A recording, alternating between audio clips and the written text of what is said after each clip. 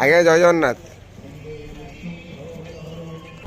हरि बोलो हरि हरि बोलो हरि हरि बोलो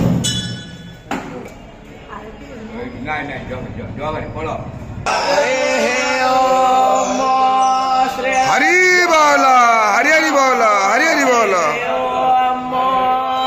वक्रतुंड महाकाय सूर्यकोटि समप्रभा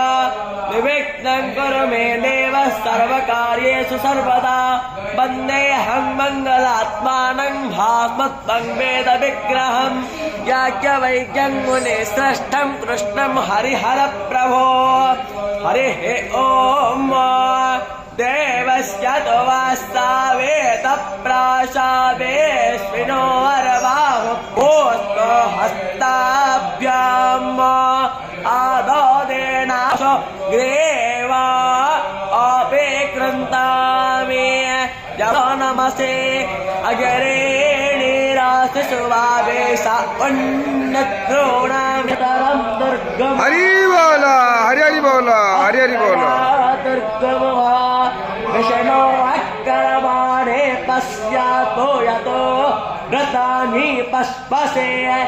इन्द्रस्यायो यस्तखात्तद्विष्णो परमं पदग्वः सदा पश्यन्ति शोरयाः दिवेवा चक्षुराततं स्वस्ति नस्तार्क्ष्यो अरिष्टनेमिः